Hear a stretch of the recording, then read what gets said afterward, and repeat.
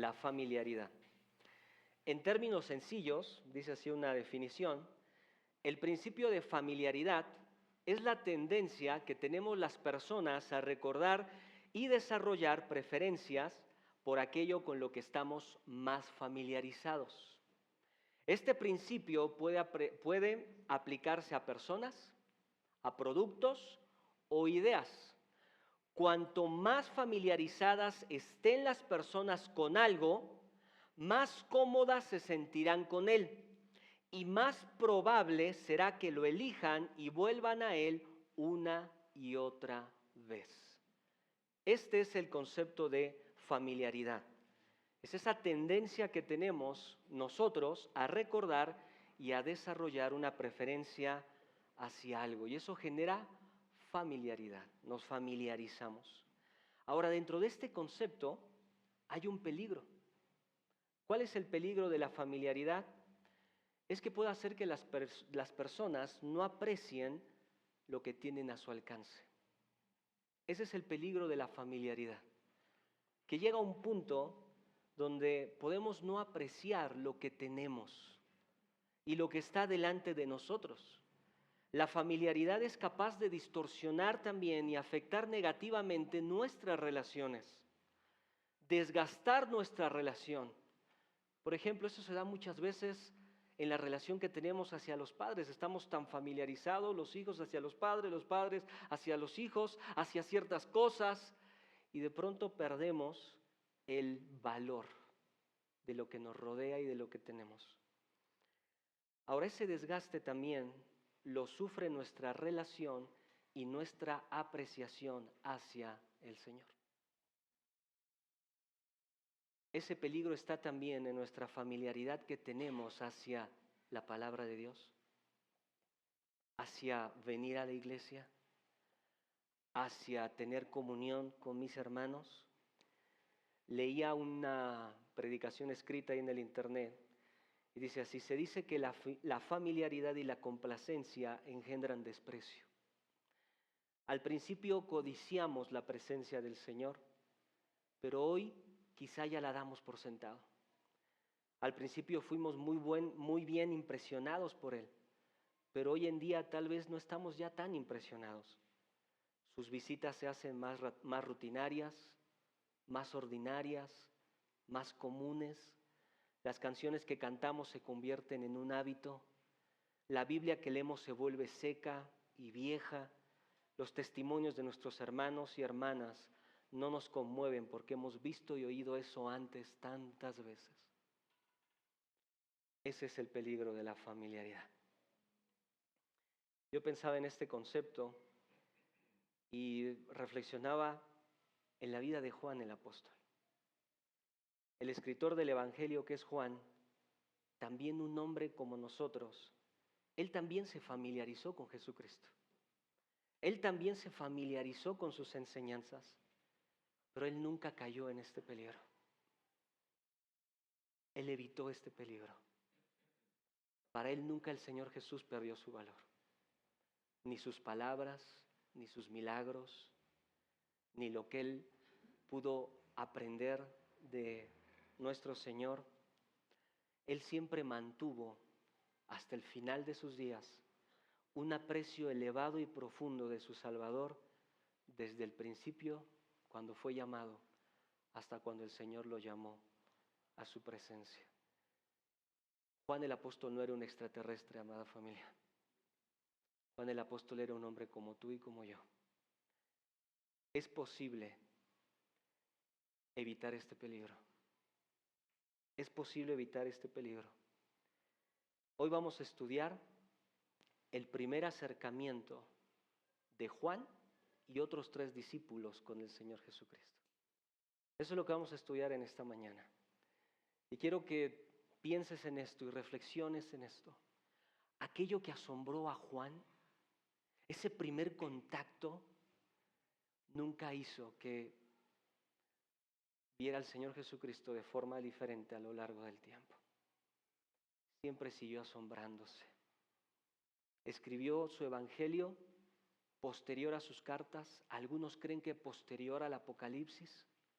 Imagínate cuántos años pasaron. Y tú lees el Evangelio. ¿Y se acuerdan cómo era Juan? ¿Cómo decían quién era Juan en su escrito? ¿Era el qué? Él era el que el Señor amaba.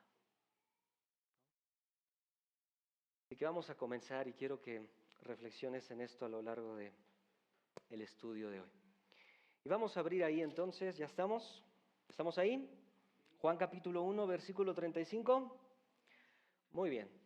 Vamos a desarrollar entonces al principio y después te voy a decir cómo se va a dividir la predicación de esta mañana.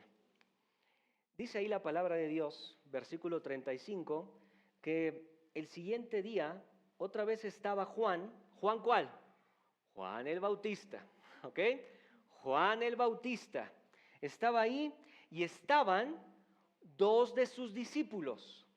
Y mirando a Jesús que andaba por allí, dijo: He aquí el Cordero de Dios. Le oyeron hablar los dos discípulos y siguieron a Jesús. Y siguieron a Jesús. En primer lugar, pensemos en estos pasajes. Antes de comenzar, pensemos en estos versículos. Ahora, quiero llevarte a entender algo. ¿Te acuerdas que al principio hablamos de que cuando nos acercamos a los evangelios, hay 3 evangelios que reciben el nombre de evangelios sinópticos? ¿Sí? Y estamos hablando del evangelio de Mateo, Marcos y Lucas. No Juan. No Juan. ¿Por qué no Juan? Porque más del 90% del escrito de Juan no se repite en los otros evangelios. El contenido de Juan es muy exclusivo, el evangelio de Juan es muy exclusivo. Habla de cosas que no va a decir Marcos, habla de cosas que no va a decir Lucas, habla de cosas que no va a decir Mateo. Solo Juan, solo Juan. Ahora, este evento que tenemos delante de nosotros no se va a repetir en los otros evangelios, solamente en el evangelio de Juan. Y quiero llevarte a ver 2 escenas totalmente diferentes. Abre tu Biblia ahí en Marcos capítulo 1, versículo 16. Marcos capítulo 1,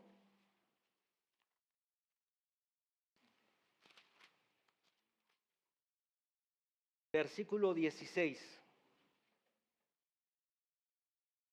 Dice ahí la palabra de Dios, Marcos 1, 16. Andando junto al mar de Galilea, vio a Simón y a Andrés su hermano, que echaban la red en el mar, porque eran pescadores. Y les dijo Jesús: venid en pos de mí, y haré que seáis pescadores de hombres. Y dejando luego sus redes, le siguieron. Pasando de allí un poco más adelante, vio a Jacobo, hijo de Zebedeo, y a Juan. ¿Cuál Juan?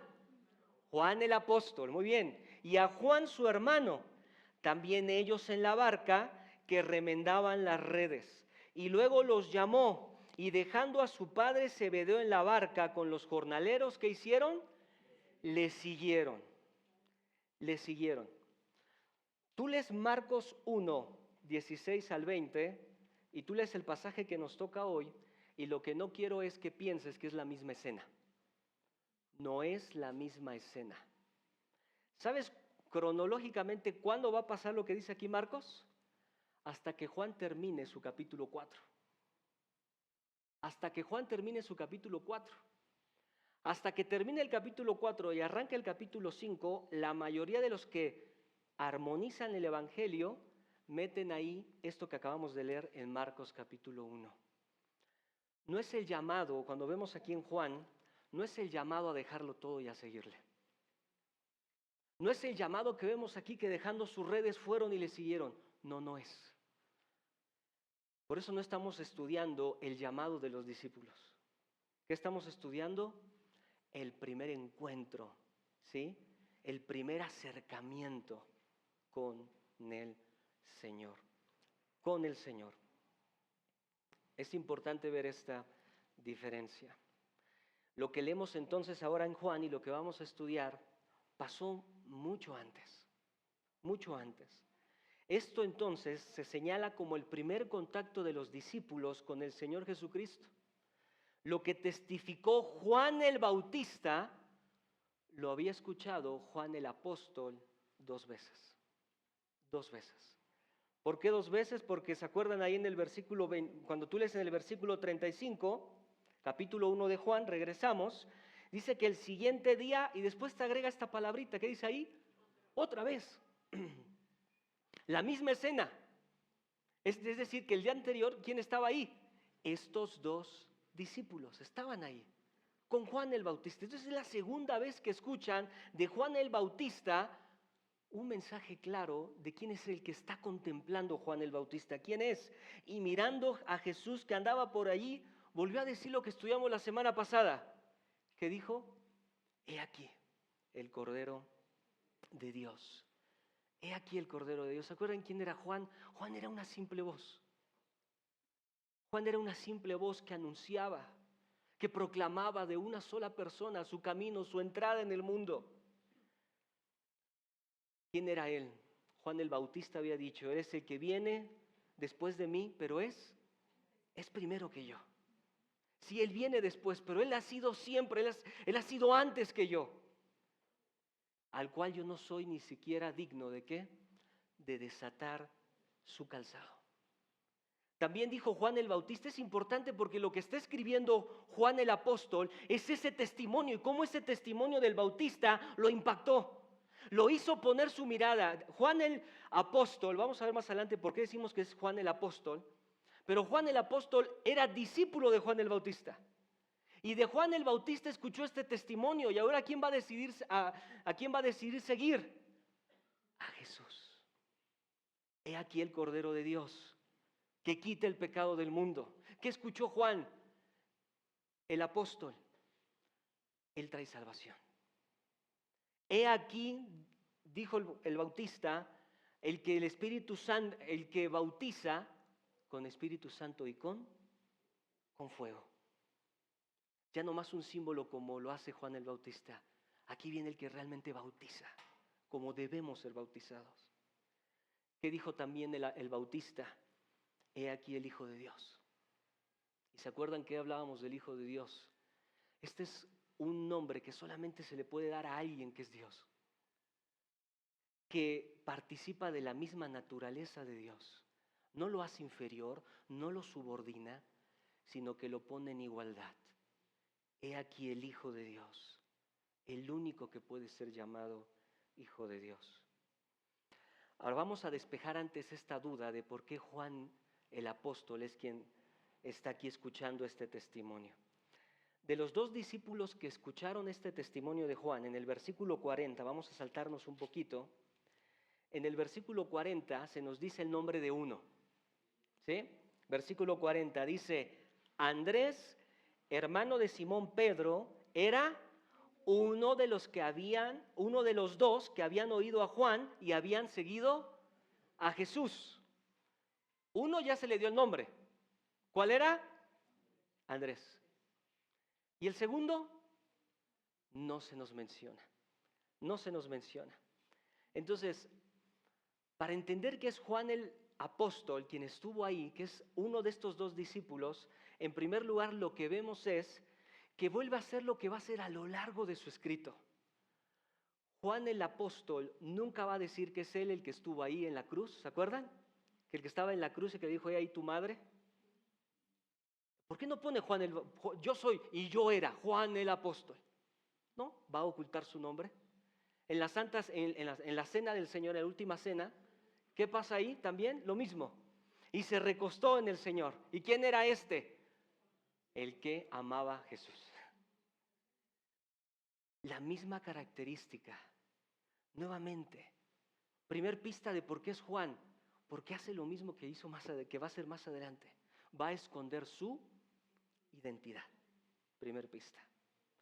Segunda pista es que en este encuentro, ahí en estos versículos, en el versículo 39, leemos rápido, dice ahí, les dijo, venid y ved fueron y vieron donde moraba y se quedaron con aquel día, pero mira lo que va a decir acá, porque era como la hora 10. Agrega el detalle de la hora. Ahora, el aspecto importante de este asunto no es qué significa esta hora, sino que la pregunta es, ¿por qué el escritor menciona la hora? ¿Por qué? Porque estuvo ahí. Porque estuvo ahí. Porque cuando fue y cuando estuvo ahí, cuando le dijo, ¿dónde moras? Venid y ved, y estuvo ahí, y llegó con el Señor, y estuvieron ahí, se tuvieron que quedar. El autor escribe aquí, y esa era hora, y ese momento era como la hora, era la hora décima. ¿Sí? La contestación es que el escritor no se ha demostrado que era, aquel día que se encontró con el Señor Jesucristo, cambió toda su vida y dejó en él una impresión tan profunda que nunca olvidó la hora exacta en que había recibido aquella invitación y había determinado hacerla. Y había determinado aceptarla. Por estos dos elementos, porque nuevamente se esconde la identidad y por este detalle tan específico de este momento, la mayoría de los que estudian profundamente la palabra de Dios, y yo estoy de acuerdo, uno de los discípulos era Juan el apóstol. Juan el apóstol. Entonces, sobre este testimonio inicial, tanto Andrés como Juan, los que escuchaban el testimonio de Juan el Bautista, es que ellos ¿qué deciden? Avanzar y seguir ¿a quién? Y seguir a Jesucristo. Ahora escucha esto, ya no van a ser las palabras de Juan el Bautista. Ahora ellos y dos más que vamos a leer hoy serán quienes den testimonio de quién era Jesús. Ya Juan el Bautista va a quedar atrás. Ahora, ¿quién va a dar testimonio de quién es Jesucristo? Juan, Andrés y otros dos discípulos. Esto es lo que vamos a ver aquí. Este primer acercamiento con el Señor. Y lo que te quiero llevar aquí en este primer acercamiento, pensando en esto, en este primer contacto que tuvieron con el Señor, quiero que pensemos o reflexionemos en 5 elementos que vieron de Jesús en estos versículos. 5 elementos, ¿ok? 5 elementos. Aquí están estos discípulos. Bueno, si este fue el primer acercamiento, ¿qué vieron? Y quiero llevarte a 5 cosas que ellos vieron. 5 cosas. En primer lugar, quiero llevarte a que ellos vieron su morada. Su morada. Mírale conmigo ahí en el versículo 38 y 39. Y tú me dices, bueno, ¿qué tiene que ver la morada? Bueno, tiene que ver, es muy importante aquí, la morada. Dice en el versículo 38 y 39. Y volviéndose Jesús y viendo que le seguían, les dijo, ¿qué buscáis? Ellos le dijeron, Rabí, que traducido es maestro. Y aquí viene la pregunta, ¿dónde moras? Y les dijo, venid y ved. Fueron y vieron dónde moraba y se quedaron con él aquel día porque era como la hora décima. Cuando tú lees estos versículos, lo primero es, ¿qué es lo que vieron ellos? Vieron su morada. ¿Dónde estaba? ¿Dónde permanecía? Aquí no hay nada especial a primera vista.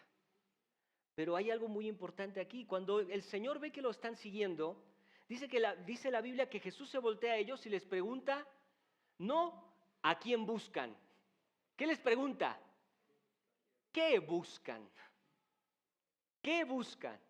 ¿Qué tratan de conseguir? ¿Qué están buscando? ¿Qué desean? Para conocer esto, en este momento pensamos que el Señor no tenía que preguntarlo. Él seguramente ya lo sabía, no tiene que preguntar para saber lo que está pasando. Entonces, ¿por qué pregunta? Porque está destapando el motivo por el cual ellos están siguiendo al Señor. ¿Sí? Ellos buscaban, ¿qué buscaba Juan? ¿Y qué buscaba Andrés? Certificar que las palabras y que la identidad que habían escuchado de él fueran verdad. ¿Qué buscan? Que tú seas quien dice Juan el Bautista que eres. Que en ti encontremos lo que hemos escuchado. Eso es lo que ellos estaban buscando. Pero no van a responder esta pregunta de esta forma, sino que le responden con una pregunta. ¿Y cuál es la pregunta? ¿Dónde moras? ¿No? ¿Dónde moras? Esa es la respuesta. Otra pregunta de parte de ellos, maestro. Ahora, aquí es algo importante porque pues, hoy la verdad maestro no significa lo que significaba maestro en ese tiempo. Cuando ellos en este contexto cultural le llamaban a otro maestro, era un nombre hacia una persona a la cual tú le tenías mucho aprecio. Y no solo aprecio, sino que lo consideraba realmente un maestro capaz de enseñarte, guiarte, instruirte. Era el título que se reservaba solamente, escucha esto, a los jefes espirituales. No es simplemente un maestro, así como nosotros decimos, no, le estaban diciendo aquí, te consideramos como autoridad, te consideramos como nuestro guía, nuestro maestro. En la época de Jesús, los judíos distinguían entre los tipos de maestro y habían palabras para cada uno. El que aparece aquí es el título más elevado, ¿sí? No es simplemente un enseñador, no es simplemente un instructor, sino habla acerca, le da un sentido casi de decir, eres nuestro maestro y nuestro Señor, ¿sí? Por eso empieza aquí, Rabí, que traducido es, como dice aquí Juan, maestro. Aquí están haciendo una transición. Están saliendo de la enseñanza de Juan el Bautista y ¿a cuál están entrando? A la enseñanza directa, a la guía directa del Señor Jesucristo. Y le dicen aquí entonces, ¿dónde moras? Literalmente, ¿dónde vives? ¿Sí? ¿Dónde vives? ¿Y cuál es la respuesta del Señor? Venid y ved. Venid y ved. Ellos fueron, versículo 39, vieron dónde moraba y se quedaron con él aquel día, porque era como la hora 10. Estamos hablando que ellos llegaron más o menos a las 4 de la tarde y que empezaron ahí a tener contacto con el Señor Jesucristo, hablaron con el Señor Jesucristo, descubrieron dónde moraba y obviamente ¿qué pasó? Les agarró la noche y decidieron quedarse con el Señor. Así pues los discípulos, dice un autor, le preguntan dónde estaba alojado. Ahora, no se nos revela dónde estaba alojado y tampoco es de gran importancia. Si este es un albergue temporal de Jesús en alguna casa o en alguna cabaña alrededor, hecha con ramas, cubierta de telas, no se nos dice ni dónde ni cómo. Lo importante es darse cuenta de que los discípulos, ¿qué deseaban tener? Una oportunidad para conversar ininterrumpidamente con Jesús. Ellos querían ese tiempo con Jesús. Y puesto que era algo difícil de conseguir al aire libre, le preguntan al Señor, ¿dónde moras? Porque queremos ir ahí y escucharte. Este pasaje toma mucho sentido, gran valor, por todo aquello que hemos estudiado hasta este momento. ¿Te acuerdas quién era este hombre que les dijo, venid y ved? ¿Quién era? El Verbo de Dios. ¿Quién era? El principio de todas las cosas. ¿Quién era? El sustentador de la vida. ¿Quién era? La luz de los hombres. Era Dios. Era el Rey de Reyes. Era el Señor de señores. Y aquí tú ves lo que Juan había dicho anteriormente.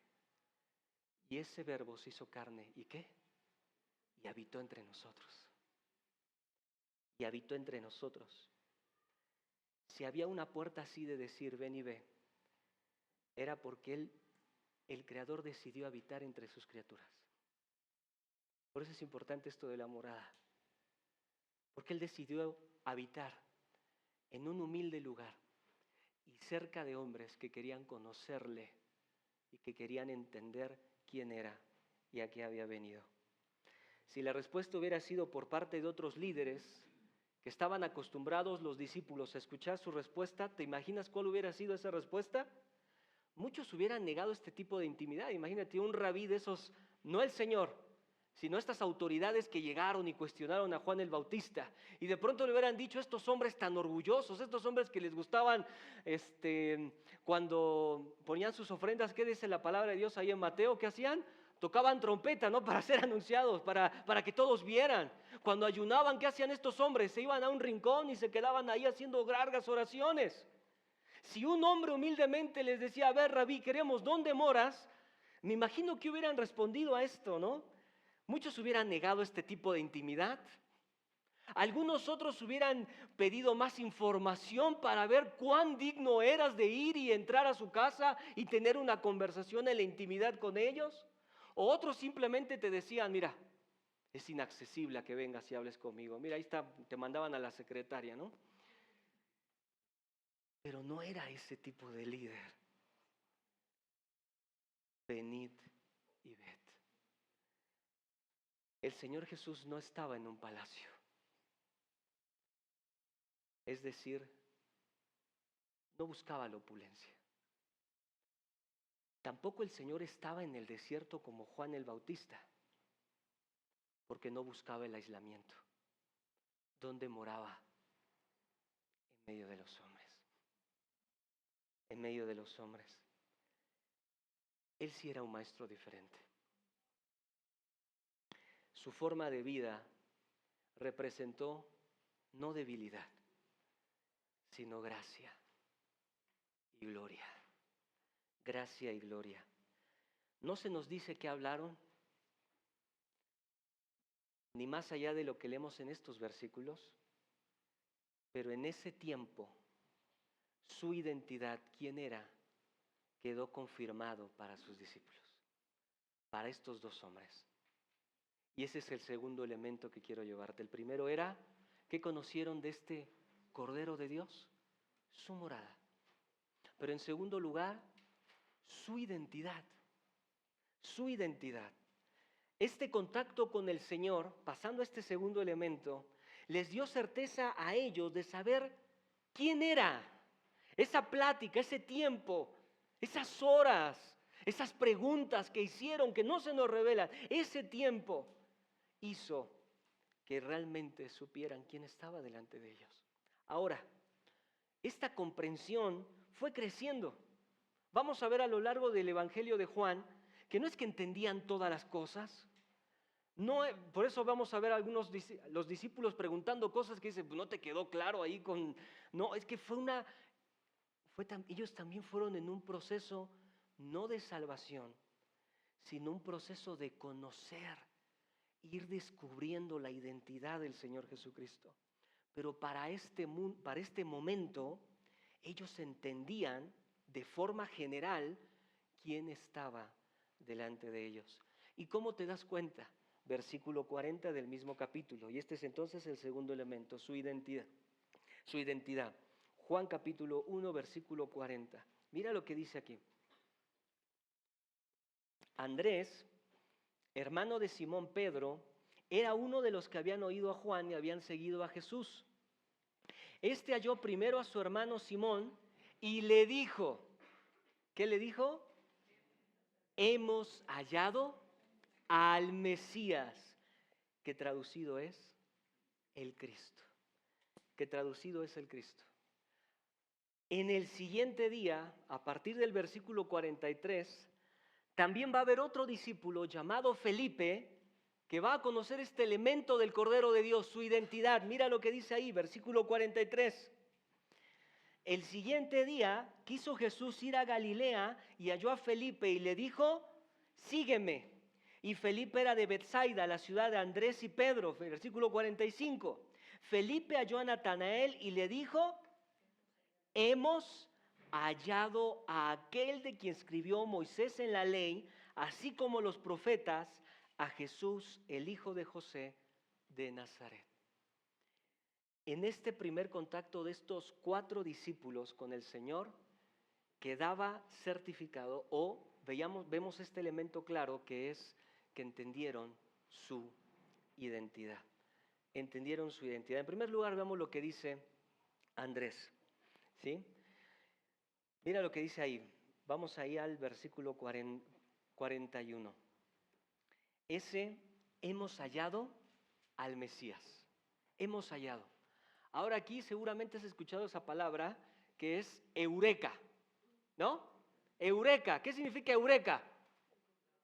Como encontrar, como hallar.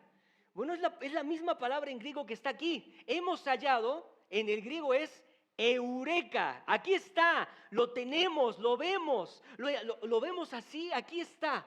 Eso es la palabra. Ahora, esta palabra, ese verbo de eureka, de hemos hallado, es este sentido de descubrir. Pero aquí es algo importante porque dice, hemos hallado, y este hecho es un hecho completo. Él es.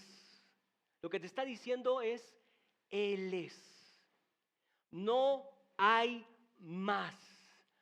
Lo hemos hallado. Lo hemos hallado. Eureka. Es decir, ya no hay nadie, no vamos a encontrarnos a nadie más fuera de Él. Ya no hay nadie que buscar, porque lo hemos hallado. Este verbo está en tiempo perfecto. Es decir, lo encontré y no me cabe duda que es Él. ¿Sí? ¿Y qué dice Andrés? ¿Hemos encontrado a quién? Hemos encontrado al Mesías. Hemos encontrado al Mesías. ¿Te acuerdas de la introducción que tuvimos de Juan? Aquí es donde tenemos que ir como regresando a todo lo que hemos estudiado de Juan. Pero ¿se acuerdan del propósito por el cual escribe Juan su evangelio ahí en Juan capítulo 20? Dice Juan, estas cosas se han escrito para que crean que Jesús es el Cristo. Para que crean que Jesús es el Cristo. ¿A quién se encontró Andrés? Al Cristo. Al Cristo.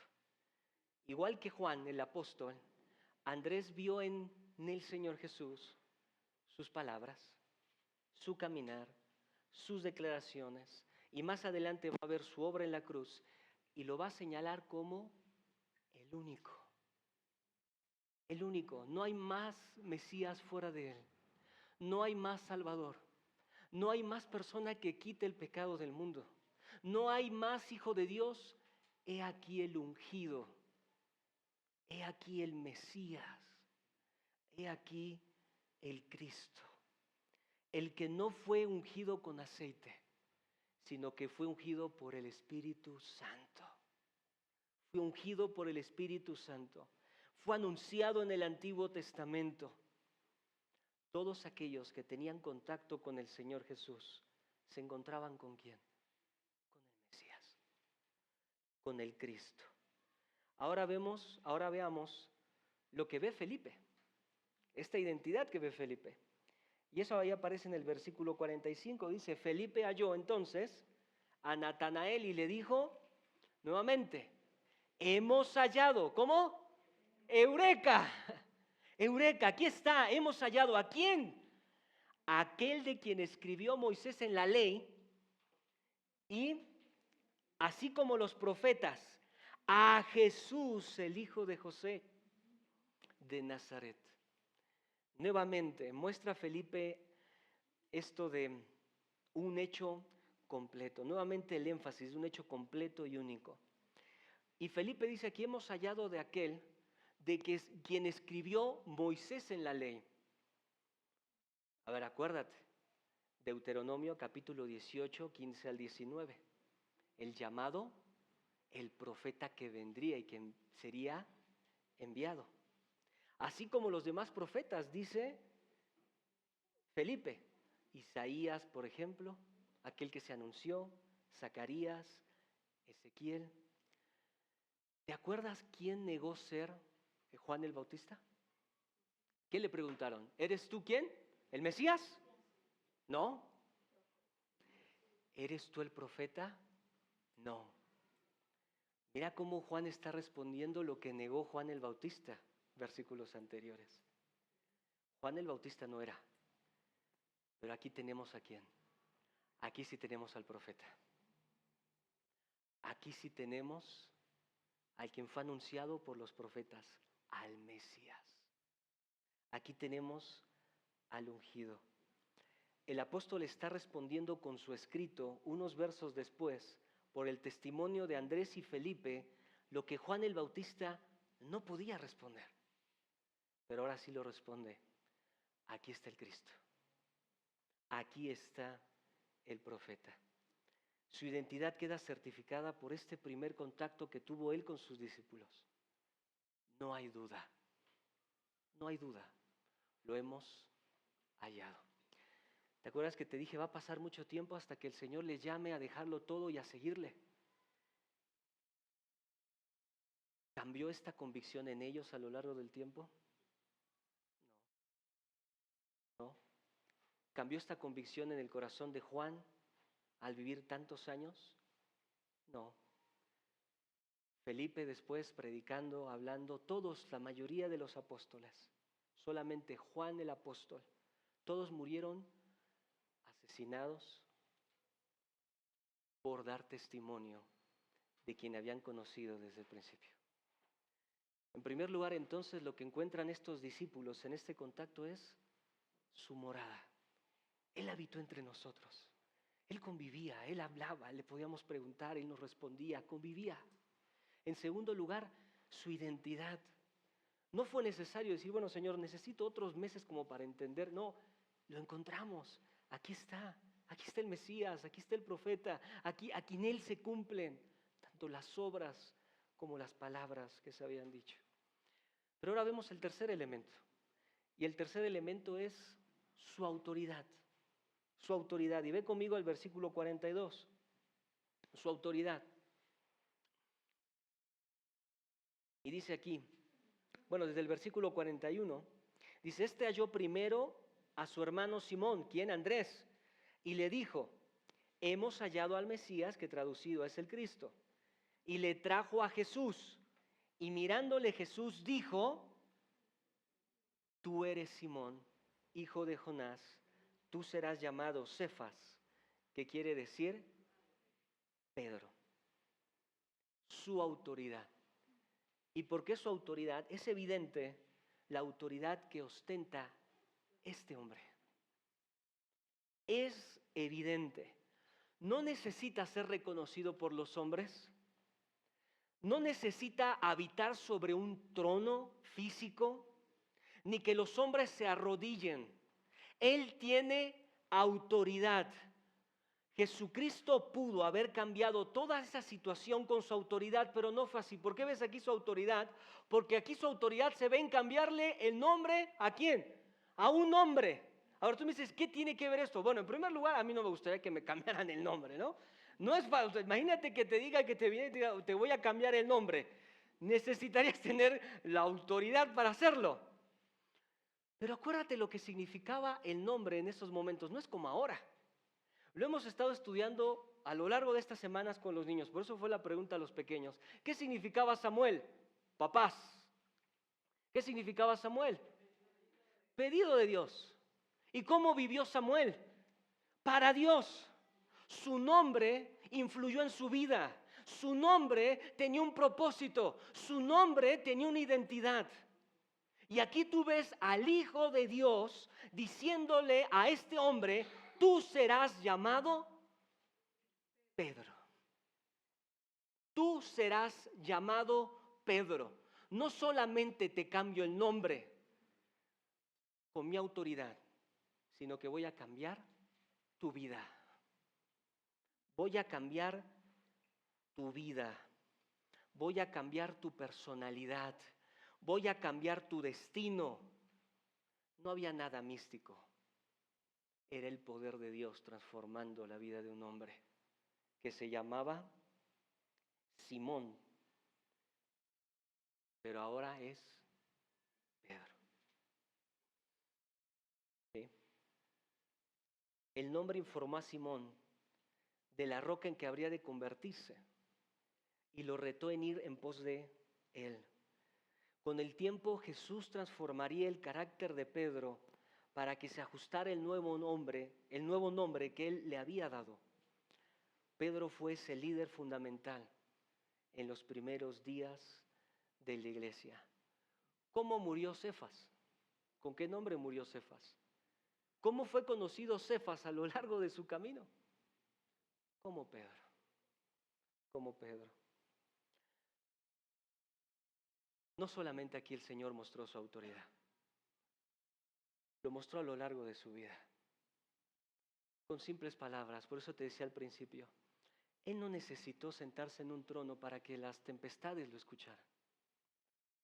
Él no necesitó ostentar poder para que los demonios vinieran y se arrodillaran delante de Él y le pidieran no ser atormentados. Él no necesitó hacer un proceso médico para que las enfermedades salieran de las personas. Él tenía autoridad con sus palabras. Él era autoridad. Y Él lo que quería hacer, lo hacía.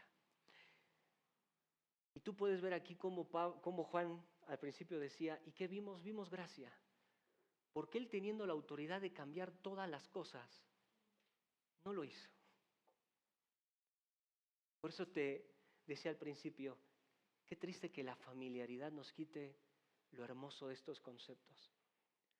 Tú cuando lees los evangelios, Él tenía autoridad para cambiar la cruz. Él tenía autoridad para detener los golpes.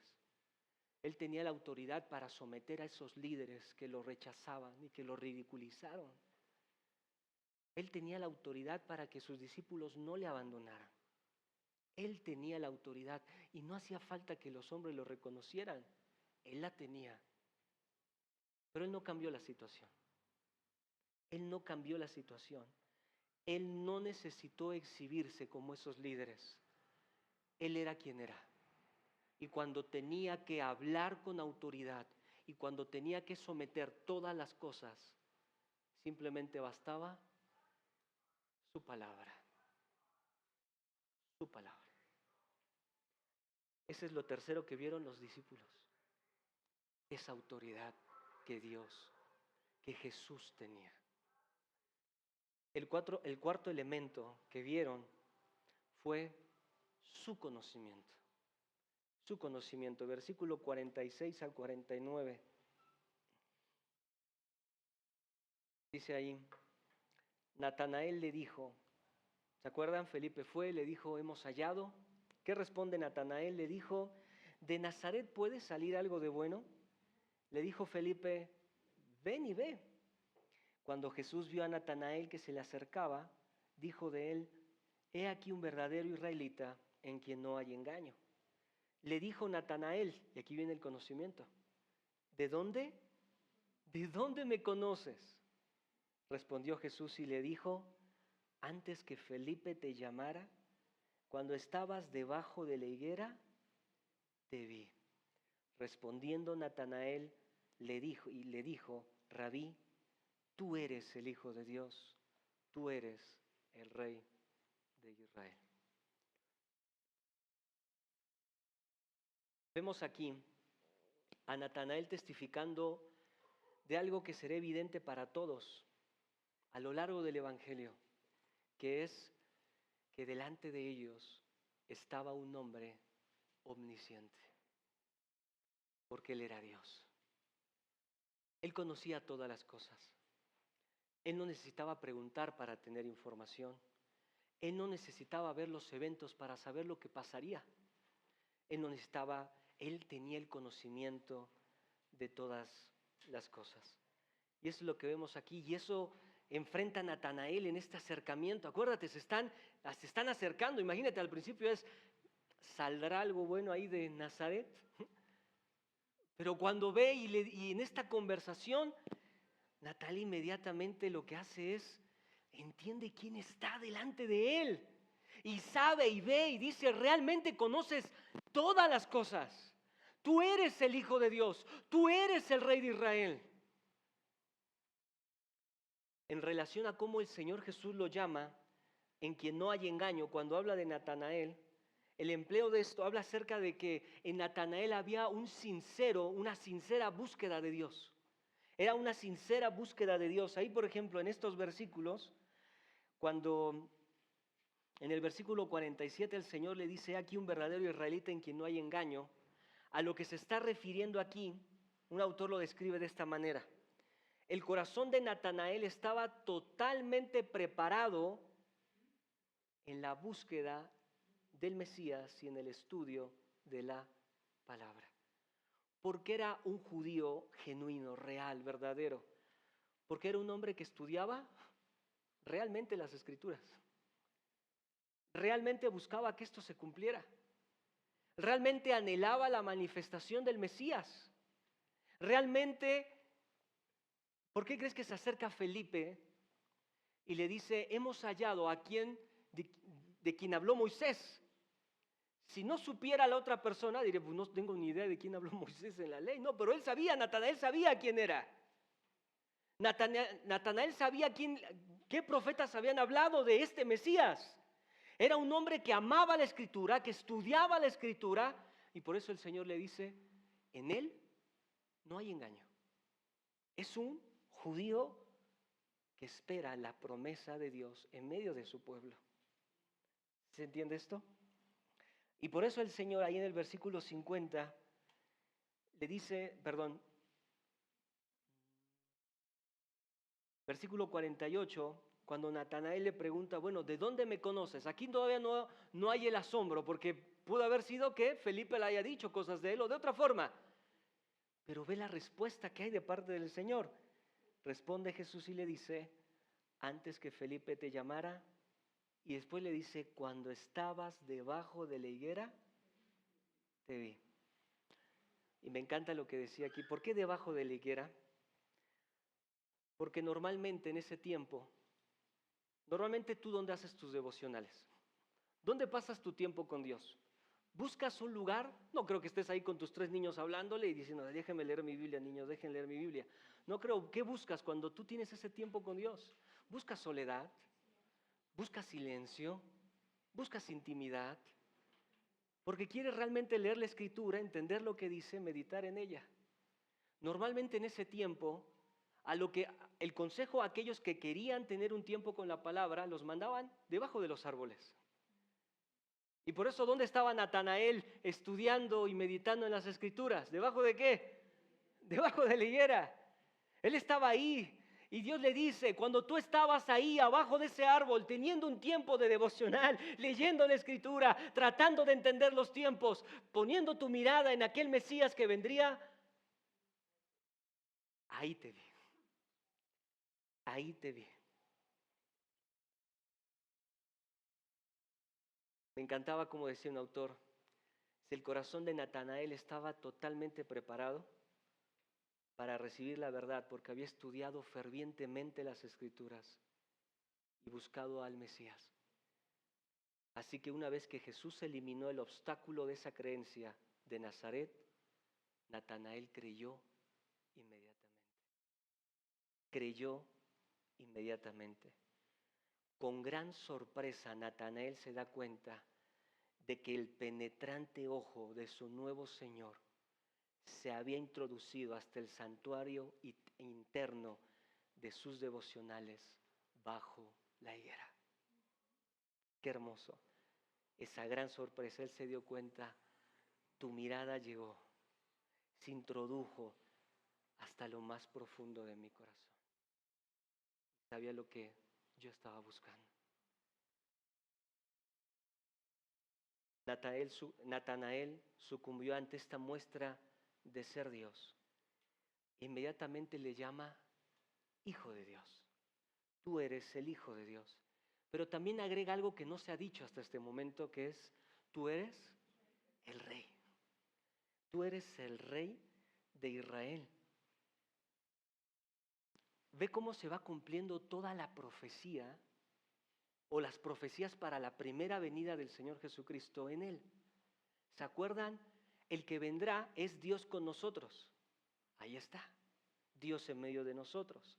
El que vendrá cargará nuestros pecados. Aquí está, el Cordero de Dios que quita el pecado del mundo. Pero también se nos promete un rey. No solo a Israel, sino un rey que traiga realmente la justicia, que realmente transforme las cosas, que no solamente establezca un reino terrenal, el cual nosotros creemos literalmente de 1000 años, sino que su reino no tenga fin, que su reino trascienda ese tiempo, que su reino trascienda este mundo y que sea por toda la eternidad. Aquí está el rey. Aquí aquí está el rey. Y Natanael dice, tú eres el rey que esperamos. He aquí el rey. Zacarías 9:9, alégrate mucho, hija de Sión, da voces de júbilo, hija de Jerusalén. He aquí tu rey. Vendrá a ti justo, salvador, humilde y cabalgando sobre un asno, sobre un pollino, hijo de asna. Yo pensaba en esto, ya no desde la mirada de Natanael, sino desde la perspectiva de nuestro gran y soberano Dios. Y pensaba que él nunca dejó de saber lo que vendría. Así como sabía dónde estaba Natanael, así como sabía que Natanael iba a venir, así como sabía que Juan, Andrés y todos los demás discípulos vendrían, él nunca dejó de saber lo que vendría. Él nunca dejó de ver más allá de lo que los hombres podían ver. Lo mostró aquí, pero siempre tuvo esa cualidad como Dios hombre. Nuevamente, lleno de gracia. ¿Por qué? Porque antes de cada palabra, de cada insulto, antes de cada suceso, antes de cada reacción negativa de los hombres hacia él, antes de cada rechazo, él conocía previamente todas las cosas. Él conocía todas las cosas. Y pensar en esto, o sea, te hace entender lo que dice Filipenses 2:8. Y estando en condición de hombre, él se humilló, haciéndose obediente hasta la muerte y muerte de cruz. De esto entendemos toda esta humillación que el Señor sufrió en su obediencia. Teniendo la autoridad, no cambió las cosas. Teniendo el conocimiento de todo lo que iba a venir, tampoco cambió las cosas. Tampoco negó estar en los lugares donde debía estar. Tampoco quitó la cruz de su camino. Eso es un Dios lleno de gracia y lleno de verdad. También me acordaba de estos versículos en Isaías donde dice que verá el fruto de su aflicción, de la aflicción de su alma y quedará satisfecho. Él sabía el fin de todas las cosas. Había sufrimiento en el camino del Señor, él ya lo sabía. Pero también sabía el fruto de ese sufrimiento. También sabía el fruto de esa obediencia. ¿Se acuerdan ahí en Juan capítulo 17 cuando dice, y no solamente ruego por ellos, sino por quienes? Por los que van a creer por la palabra de ellos. También ahí influye ese conocimiento. Él vería ese fruto. Él vería ese resultado. Él vio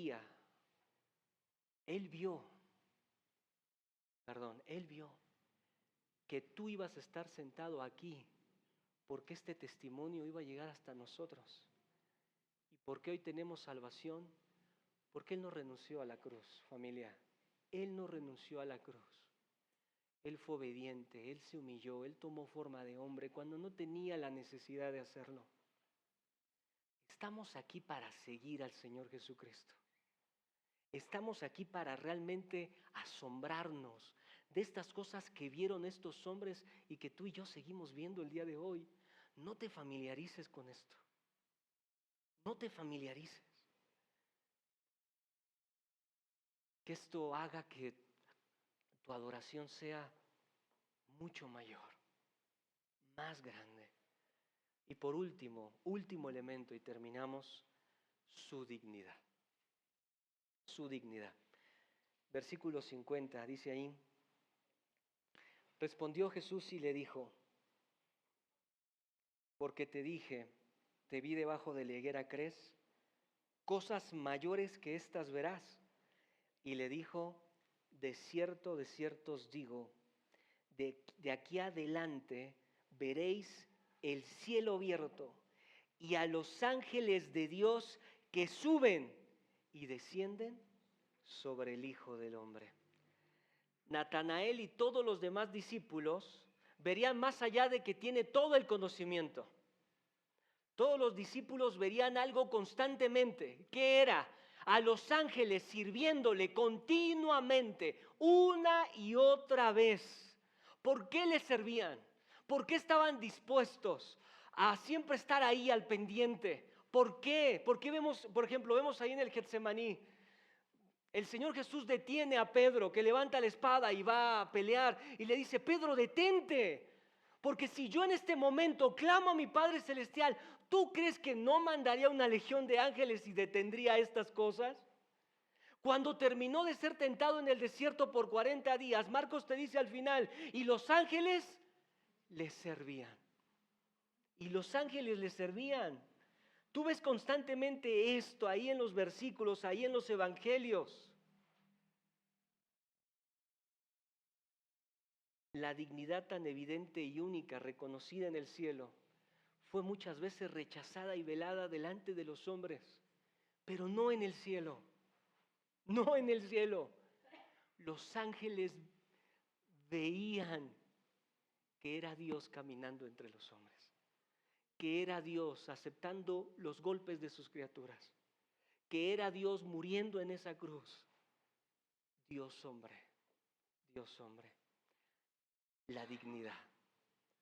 La dignidad. Aquí tal vez tendríamos que explicar que esta referencia hace a Génesis capítulo 28, cuando Jacob sueña, duerme ahí en Peniel y sueña, y ve esta figura, una escalera, donde ve subir y descender a los ángeles.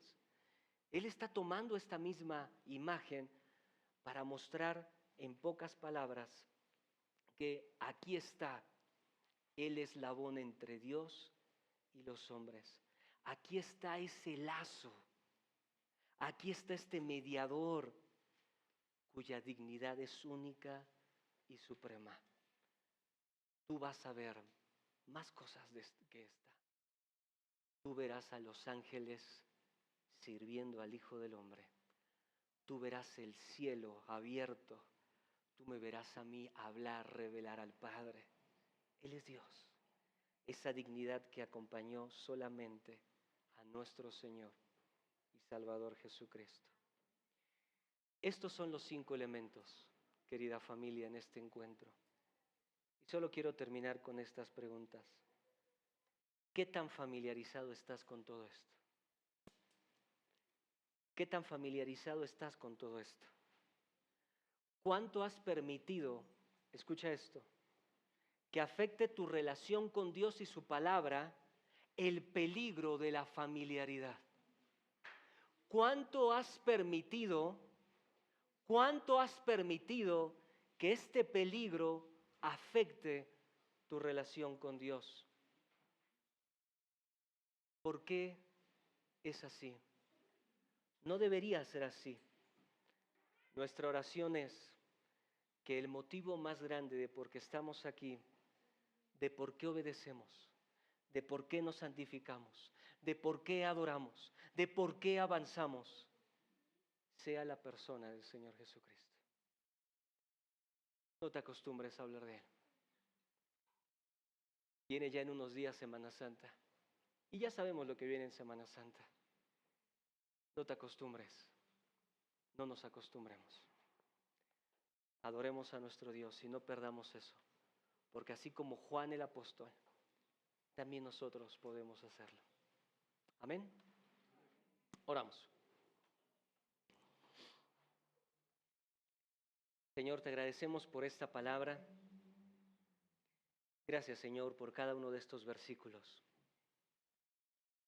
Señor, ayúdanos a seguir admirándonos de aquello que significó que tú habitaras entre nosotros. Que tú, Señor Jesucristo, tomaras forma de hombre. Que tú murieras en aquella cruz. Ayúdanos, Señor, a tener siempre un corazón sensible. A tener un corazón asombrado, Señor, de tu gracia y de tu misericordia. Señor, ninguno de los que estamos aquí somos dignos ni siquiera de abrir tu palabra, ni siquiera de decirte Señor, ni siquiera de cantarte. Cuán bueno eres, Señor. Como dice tu palabra, Eres lo más y el más hermoso de los hombres. Alabamos hoy tu nombre, Señor. En Cristo Jesús.